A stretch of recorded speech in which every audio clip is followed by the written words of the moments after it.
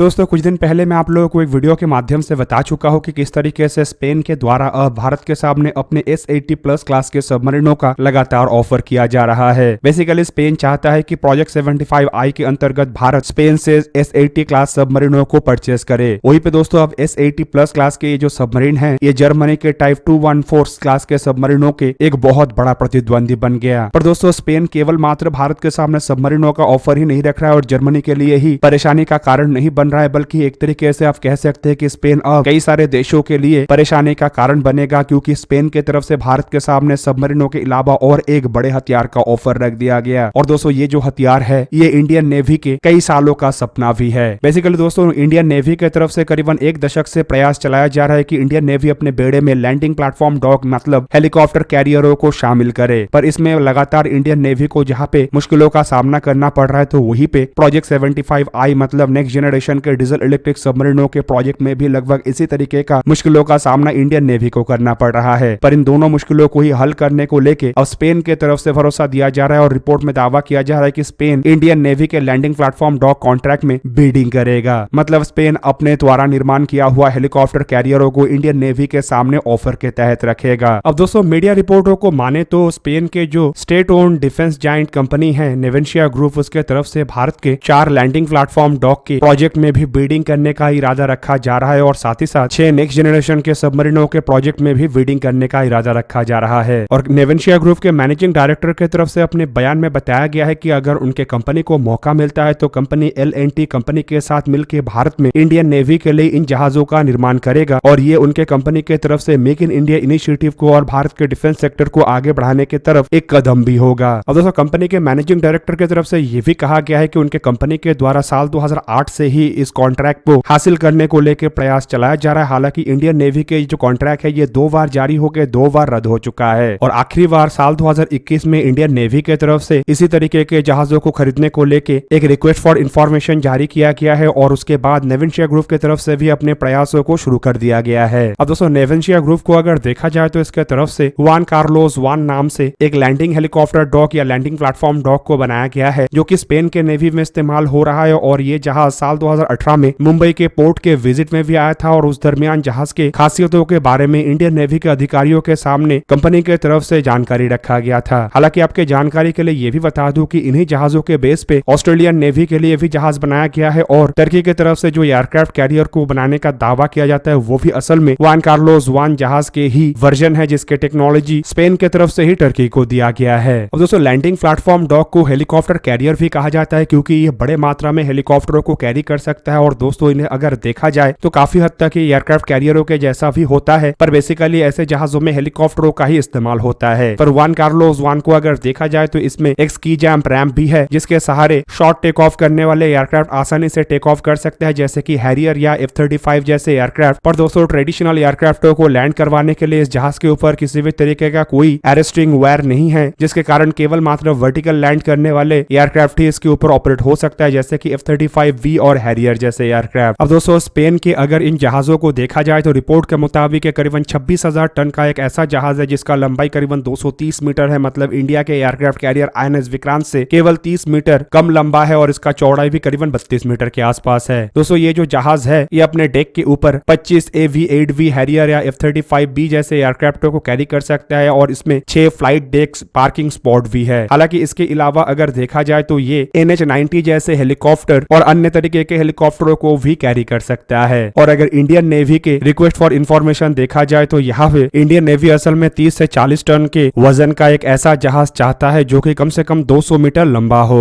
और इस जहाज के पास कम से कम 20 नॉट मतलब 37 किलोमीटर पर आवर के मैक्सिमम रफ्तार हो और 14 से 16 नॉट मतलब 26 से 30 किलोमीटर पर आवर के क्रूजिंग स्पीड हो और कम से कम इस जहाज के पास 10,000 नॉटिकल माइल मतलब 19,000 किलोमीटर तक इकोनॉमिकल रफ्तार में आगे बढ़ने का क्षमता हो। पानी में ये 45 से 60 दिन तक आसानी से मिशनों को अंजाम देने का क्षमता वाला जहाज हो और इसमें सेंसर्स और प्रोसेसर यूनिट के रूप में E और F band, air search, surface surveillance radar C और D band, air surveillance radar, surface surveillance radar L band, radar EF band, COTS radar और infrared search and tracking system होना चाहिए। हथियारों के रूप में इसमें 32 वर्टिकल सेल ऐसा होना चाहिए जो कि सरफेस टू एयर मिसाइलों को दाग सके और 16 एंटीशिप मिसाइलों को दागने का क्षमता हो, जबकि इसमें 4 कम से कम AK-630 जैसे क्लोज इन वेपन सिस्टम और 4 3.7 मिलीमीटर के गन के साथ 4 मीडियम मशीन गन और पोर्टेबल सैल्यूटिंग गन होना चाहिए। अब दोस्तों इंडियन नेवी के इस रिक्वायरमेंट के अंतर्गत जिन जहाजों को बनाना है वो भारत में ही बनाना जरूरी है और अब तक के जितने भी खबर आया है उसके मुताबिक भारत के 4 शिपयार्डों में से एक शिपयार्ड के द्वारा इसे बनाया जा सकता है, जिनमें Kochi shipyard limited, L&T shipyard, garden rich ship building and engineering और मजेगांव डॉकयार्ड लिमिटेड है। और जिन देशों की तरफ से अपने अपने जहाजों का ऑफर भारत के सामने रखा गया उनमें फ्रांस के मिस्टल क्लास के शिप, स्पेन के Juan Carlos 1 amphibious warfare vessel, Italy के जहाज, रशिया के प्रोजेक्ट 23900 एम्फीबियस वॉरफेयर वेसल और साउथ कोरिया के डोगडो क्लास के एम्फीबियस वॉरफेयर वेसल शामिल है। अब देखना यह है कि आने वाले समय में नेवेंशिया ग्रुप क्या भारत के जहाजों के कॉन्ट्रैक्ट को हासिल कर सकता है, लेकिन यहाँ पे दोस्तों जहाजों के कॉन्ट्रैक्ट के साथ सबमरीन के कॉन्ट्रैक्ट भी जुड़ा हुआ रहेगा और मेरा मानना यह है कि एक भी कॉन्ट्रैक्ट अगर स्पेन को मिल जाता है तो दूसरे कॉन्ट्रैक्ट के लिए स्पेन का रास्ता काफी साफ हो जाएगा। अब दोस्तों एक तरफ जहाँ पे स्पेन के जहाजों को लेके बातचीत हो रहा है तो यहाँ पे आप लोगों को और एक भारत के महत्वपूर्ण डेवलपमेंट के बारे में बता देता हूँ जो कि भारत के एयरक्राफ्ट मतलब तेजस को और मजबूत करेगा। और दोस्तों इस मजबूती में भी यूरोप का भूमिका काफी अधिक है। रिपोर्ट के मुताबिक यूरोप के एमबीडीए कंपनी की तरफ से निर्माण किया हुआ एसराम मिसाइल जो है वो अब तेजस मार्क 1A एयरक्राफ्टों में लगने जा रहा है और इसके बारे में जानकारी एमबीडीए कंपनी की तरफ से ही दिया गया है। बेसिकली दोस्तों एमबीडीए कंपनी की तरफ से अपने एक बयान में बताया गया है कि किस तरीके से इंडियन एयरफोर्स के कैपेबिलिटी को और मजबूत करने के लिए एमबीडीए कंपनी के द्वारा निर्माण किया हुआ एसराम जैसे क्लोज कॉम्बैट मिसाइलों को तेजस मार्क 1 स्वदेशी एयरक्राफ्टों में इंटीग्रेट किया जाएगा और इसके जो इंटीग्रेशन प्रोसेस है वो जल्द ही शुरू होने वाला है। और आप लोगों के जानकारी के लिए बता दूं कि ऑलरेडी तेजस एयरक्राफ्टों के द्वारा एसराम जैसे मिसाइलों का टेस्टिंग किया जा रहा है जो कि एक तरीके से इसके इंटीग्रेशन प्रोसेस के ऊपर मोहर भी लगाता है। अब दोस्तों यहाँ पे जो एसराम मिसाइल है वो असल में एक शॉर्ट रेंज के एयर टू एयर मिसाइल है जिसे कि advance short range air to air missile या एसराम कहा जाता है। एमबीडीए यूके की तरफ से इसे 90 के दशक में बनाया गया था और 1998 में इसे सर्विस में लाया गया और फिलहाल इसका इस्तेमाल यूनाइटेड किंगडम के तरफ से किया जा रहा है और यूनाइटेड किंगडम के बाद भारत इसका इस्तेमाल कर रहा है। हालांकि कुछ रिपोर्टों में दावा यह भी किया जाता है कि यूक्रेन को भी ये मिसाइल दिया गया है। दोस्तों एसराम इस मिसाइलों के अलावा अगर इंडियन एयरफोर्स के तेजस एयरक्राफ्टों को देखा जाए तो यहाँ पे पाइथन 5 क्लोज कॉम्बैट मिसाइल इस्तेमाल हो रहा है, जबकि इसके अलावा भारत के तेजस में कई तरीके के और भी एयर टू एयर मिसाइल है जिनमें R-73 आइडर VER R-77 जैसे मिसाइल के साथ भारत के स्वदेशी अस्त्र मार्क 1 मिसाइल है। दोस्तों एसराम मिसाइलों को अगर देखा जाए तो ये शॉर्ट रेंज में डॉग फाइट के लिए सबसे बेहतरीन मिसाइलों में से एक है और ये हाईली मैन्यूवरेबल मिसाइल है, जबकि पाइथन 5 भी एक इंफ्रारेड होमिंग मिसाइल है और इसे भी शॉर्ट रेंज में डॉग फाइट के लिए बनाया गया है। और पाइथन 5 मिसाइलों के जो ट्रैक रिकॉर्ड है वो भी काफी बेहतरीन है क्योंकि इजराइल के द्वारा कई सारे लड़ाइयों के दरमियान पाइथन 5 का इस्तेमाल करके दुश्मन के एयरक्राफ्टों को मार गिराया जा चुका है। हालांकि दोस्तों इससे भी बड़ा खबर यह है कि आने वाले समय में तेजस एयरक्राफ्टों में मीटियोर जैसे मिसाइल भी लग सकता है और आप लोगों के जानकारी के लिए बता दूं कि मीटियोर भी एमबीडीए कंपनी की तरफ से ही बनाया गया है और इसे दुनिया के सबसे खतरनाक तरीन और सबसे advance beyond visual range air to air missile कहा जाता है। अब दोस्तों फिलहाल अगर एसराम मिसाइलों के खासियतों को देखा जाए तो ये एक ऐसा मिसाइल है जिसका वजन केवल मात्र 88 किलोग्राम है और इसका लंबाई 2.9 मीटर मतलब 9 फीट 6 इंच है। तो वहीं पे इसका डायमीटर करीबन 166 मिलीमीटर मतलब 6.5 इंच के आसपास है। दोस्तों इसमें 2 विंग भी है और इसका विंग स्पैन केवल मात्र 450 मिलीमीटर है और दोस्तों ये 88 किलोग्राम के वजन के मिसाइल में करीबन 10 किलोग्राम के वॉरहेड रहता है जो कि 25